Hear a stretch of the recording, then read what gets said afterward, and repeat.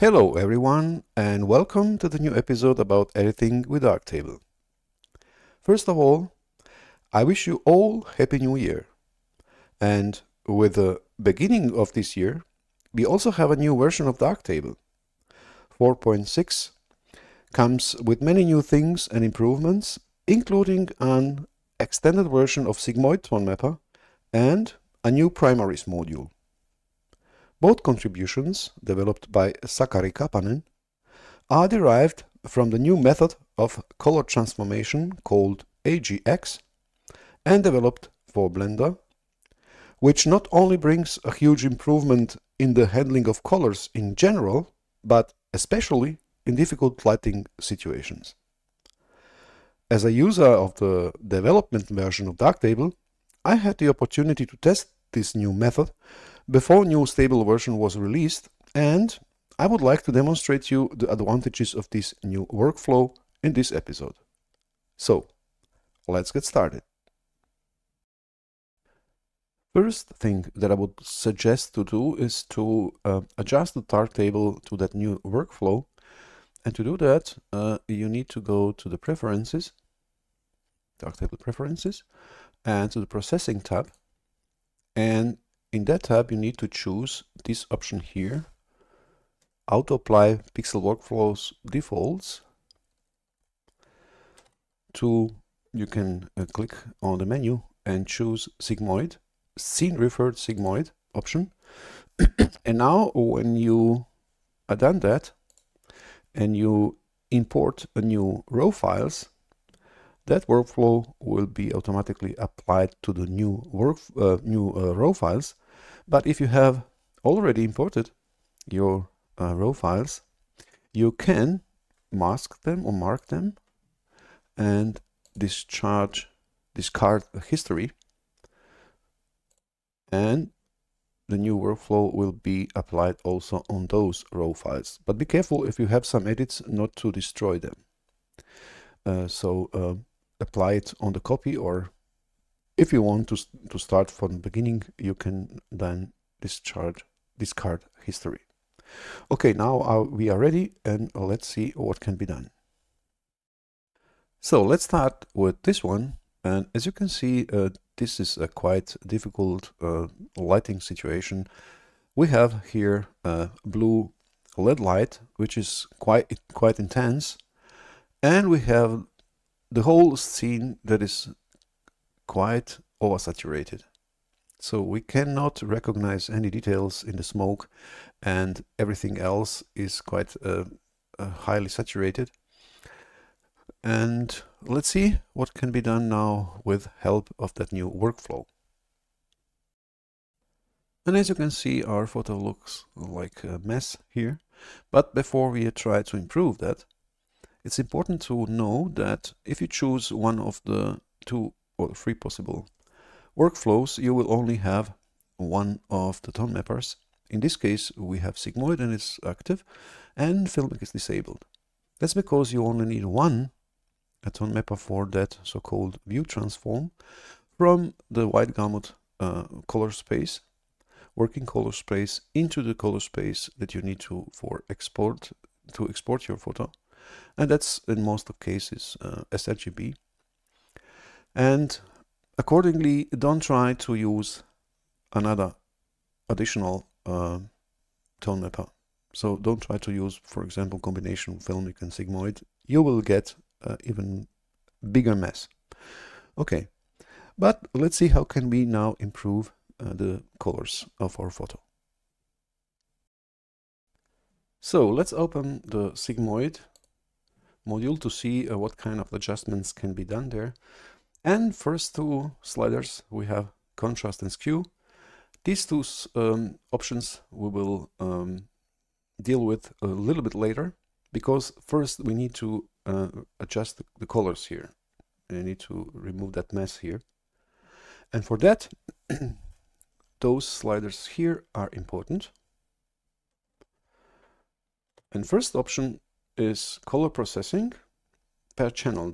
That means these options give us the possibility to readjust the colors according to each of three main channels or main primaries, primary colors, red, green and blue. And we also have another option, RGB ratio. And this option is quite similar to the preservation of chroma in Filmic. And as you can see, in this case, doesn't help us too much, and we have lost other options. So let's go back to the per channel. And as you can see, we have first option, preservation of hue, preserve hue 100%. And we have also additional sliders for each of the channels, red, green and blue. Each of the channels have 2 sliders. And let's see how can we now use the sliders for the blue to improve a little bit the color of the scene. Because our scene is illuminated only with one monochromatic blue high intensity light, and our screens are not able to represent that luminosity with that kind of saturation, we have flat lights or flat looking areas here where we have highlights.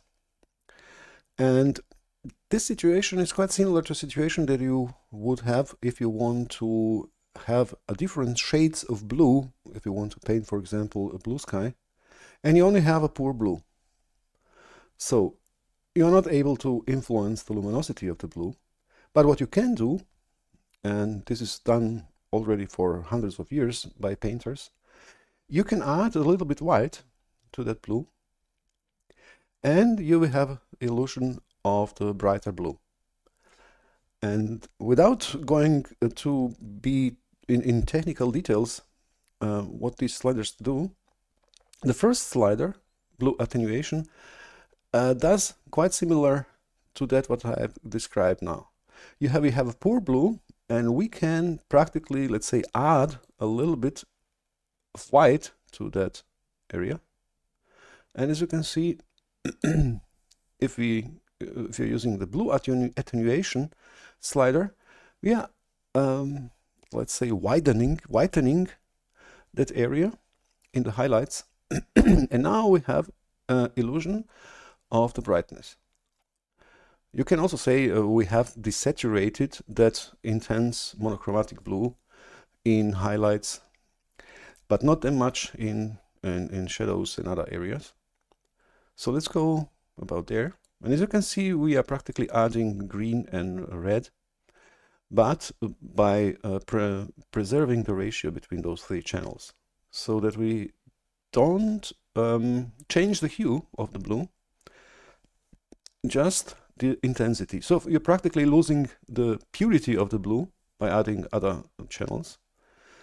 And we are brightening, or we have now illusion of the bit brighter highlights. But here, as you can see, we have some issues here. So let's go to the scopes look, not scopes, not scopes, vectorscope view.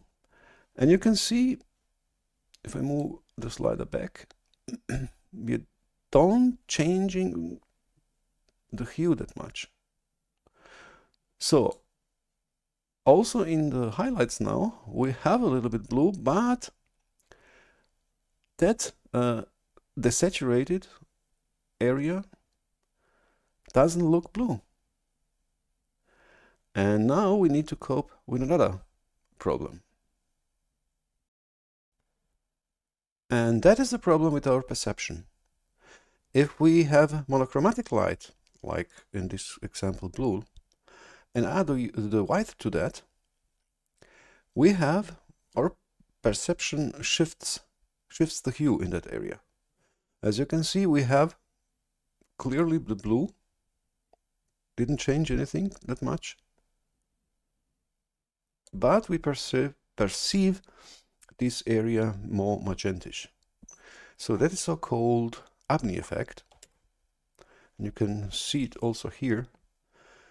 So if we add to the monochromatic blue, when we are adding white, we perceive these areas where we have added the white magenta. ish, so to say. So we need to cope to that, and therefore we have another slider here, blue rotation. And to be able to use that slider, we need to lower hue preservation. So I will go down with the preservation of hue to the 0, and now we can also change the hue of each of the channels. And what I would like to change here is to move the blue towards cyan to neutralize that preserved magenta. So watch what happens here and what happens in the scene itself. If I move now blue, or rotate the blue channel a little bit into cyan, and voila, we have immediately improved perception of our scene, and it applies now correct. And as you can see, we have some kind of shift into the cyan area. This is cyan, here's the magenta. So with those sliders, rotation sliders, you can move each of the primaries to the secondaries of that primary. For example, if you want to move the green, we have green here, you can move it to the yellow or to cyan. And red, you can also move to yellow or magenta. In this case, we have used that blue rotation slider to move the blue towards cyan to be able to neutralize that perceived magenta in that area where the blue is not pure. Okay, how can we improve that photo even better? Because we have lost quite a lot of purity in the midtones, we can now use recover purity slider to bring back a bit more so that we have that illusion of the saturation. But you need to be careful. If you go too far, you're getting those posterization effects, so you want to avoid that. So it's not needed too much, maybe just like that. And what we also can do, we can play a little bit with contrasts and the skew. For example, I can go with the skew down and I have a bit higher contrasts, but in the shadows. But you can see we have here also posterization. If I go in the other direction, I will get more details in the highlights and less contrasts in the shadows. But to be able to judge what I'm getting, I need to go back to the waveform so that I'm sure that I'm not going over the gamut.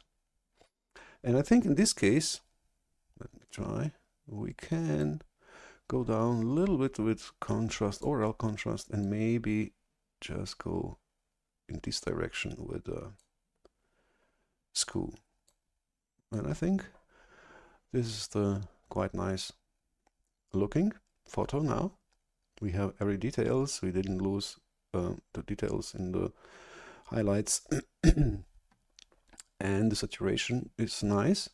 And as you can see, it's quite a big difference between that photo on the left, which is internal JPEG of my camera, and this one. Okay, let's see that what can be done in another example, which is much more difficult in terms of light sources. This one I have already edited in one of the episodes about dealing with difficult light sources. And now we have a chance to see how can we improve the same photo with this new method of color transformation with sigmoid. And for comparison, I have on the left side the internal JPEG of the photo, and on the right side is the default setting with sigmoid. And we have here two quite intense different in color, in terms of color, different light sources, LED lights, blue and red. And as you can see, we have here quite a lot of issues. And now we can try to improve that with sigmoid. So let's get started. So we have the quite intense blue and red lights. You can also see here in the waveform that we are clipping. And because of that intensity, we don't have any details in the area with the highlights. So what we need to do is to first to open the sigmoid options, where we can change things. And I will move now preservation of hue down to 0. And as you can see, we have here magenta as a combination of those two colors. And first thing what we need to do is to desaturate both colors, or to attenuate both channels, red and blue. So let's start with the blue and see what happens. And as you can see, we have immediately improved our photo.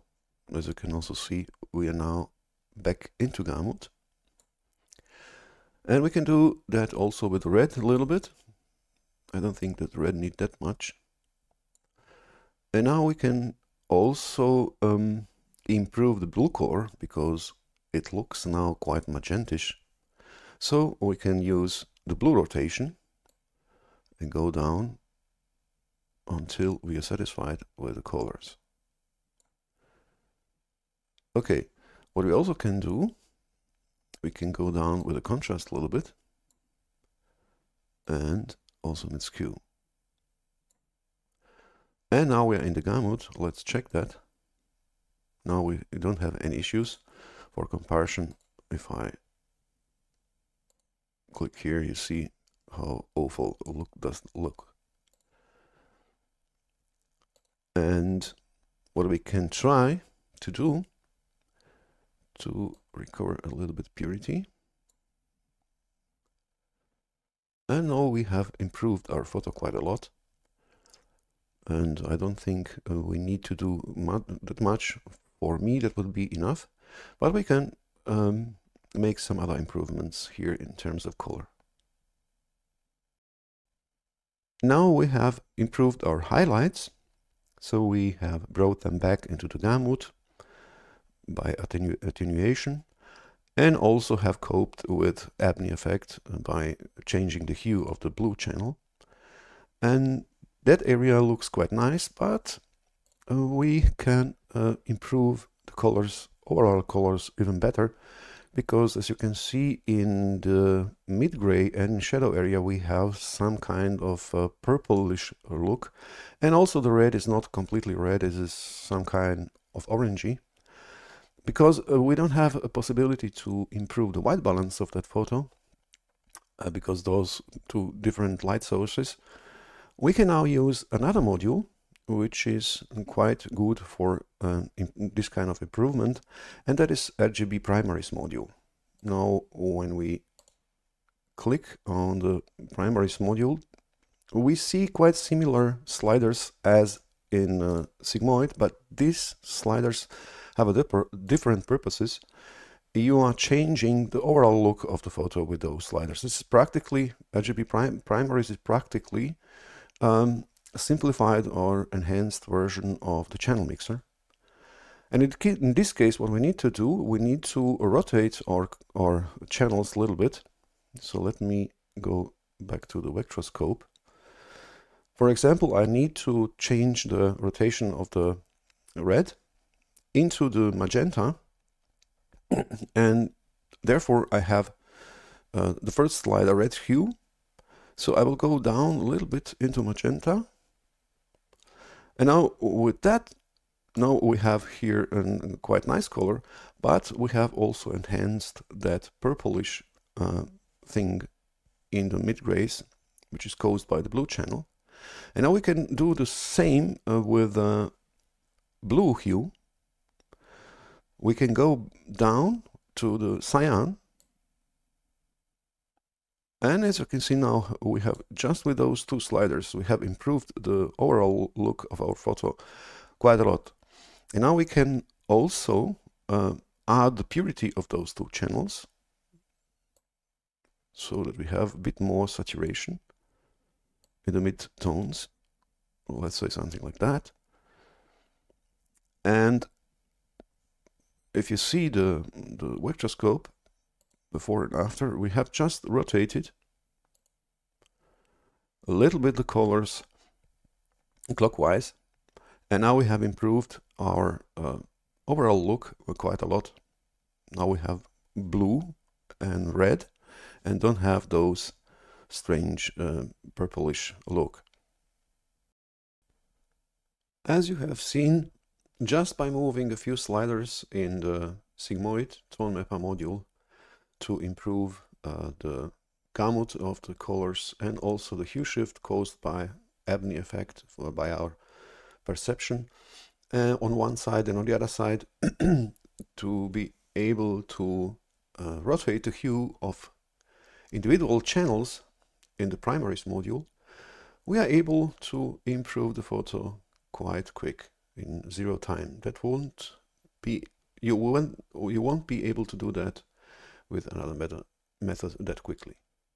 Okay, let's see how can we deal with another photos that don't have that problematic lighting situation. This will be our last example in this episode, and as you can see, we have here nice sunset scene, and on the left is the internal JPEG, on the right is the default setting of the sigmoid module with sigmoid module. And what you can recognize is that in this JPEG version we have a quite oversaturated area in the high intensity light, and we have also color shift from the yellow to the orange, which is not correct. On the other side, we have a nice protection of the hue, but in this scene we need also to cope with another distortion of our hue caused by high intensity light, a so-called Betzel-Brücke effect. And that means that we should expect a little bit of yellow in the high intensity area here, but not that much as here in this JPEG. So let's see how can we improve the colors and overall look of that photo with that new method with sigmoid. Now we can open sigmoid module and try to make some adjustments. So first thing what we can do is to go with the hue preservation down, and now we immediately have improvement in that area. Now we have that yellow here, what we have expected to have, and when we compare it now, it looks much better. But we can improve the colors even better. For example, we can desaturate the red area so that we have a better transition between desaturation and saturation, and also in the colors. But there is another quite good way to do that even quicker, and you can use in sigmoid also some presets made by Sakari Kapanen, the developer of that new improvement of the sigmoid. And I will highly suggest to use the smooth preset. The smooth preset comes quite close to those original color processing method AGX, and this preset works almost in every case. So I will highly suggest to use that preset as a starting point and readjust it to your taste. And in this case, we have now used that smooth preset, and let's go back and see the difference. And I will say we don't need to do much here because it's already nice improvement. What we need to do, we could improve the white balance of the photo and see what we get, something like that. And I will say we are immediately done with the photo. We don't need to touch anything. You see now we have that nice transition from the bit more yellowish highlights into the orange, not that high as here. And also we have the saturated highlights, which is also much more pleasant to see. What we can do to improve it even better, we can now play with the contrast here. For example, I can add some contrast. Let me go quite high. What also can happen is, because we have now we have used base primaries. For base primaries, we are using actually working profile Rec 2020. And if you see some, let me see how. In this case, it works quite well. But let's say if I add some saturation, now works actually quite good. You can also use another color space, as for example sRGB, to protect your gamuts, to not to go too far with the colors. So, but I think we can use sRGB. And let's see now. Now we have quite similar saturation in both cases, but this improved version has now much better transition from the almost white to the yellow, and from the yellow to the orange. Now you may say, I would like to have a similar look as this one. That means we need to adjust the colors otherwise. Although the colors are nice here, but let's say we want to mimic this one. And now you can do that with color calibration again. You can just shift the hue a little bit to the, let's say here, to the magenta. That will be one method. And by that method, you, of course, you're shifting the white point. But you can also do that with RGB primaries module, the same thing. We have also another option that's called tint purity. And if you tint purity is of 0, that means the white point is preserved. Now, and let's say we want to shift the whole area into magenta. That means to shift also the white point there. Now we can go with tint hue to some area which has much more magenta, let's say there. And now I can add tint purity. And as you can see, we have also shifted the whole, the hue of the whole image into magenta direction. So that will be another option what you can do to get another color, or another color mood if you wish. So let's say now, let's see how a comparison. And as you may see, we have quite similar saturation and hue into both photos now, but with much better transitions between colors here. This version I don't like too much because it's oversaturated, but just to sake of demonstration, you can see now how the transition between the colors is much smoother and much nicer, from the poor white almost to the orange. And we have here in this direction also nice transition from the white into the a little bit in yellow, and then later into magenta, without introducing those posterization effects there that you all authors have in JPEGs. Okay, so I will say that will be enough for this episode. I will make one more, because I would like to demonstrate how can you use RGB primaries not only for correction but also for color grading. This was one example, but let's see how can we combine those two sigmoid and RGB primaries to improve the photos in terms of colors even more, or give it some artistic look. Okay, thank you for watching, and if you have some questions, don't be afraid to ask in the comment section or in the pixel.us discussion forum. Bye bye.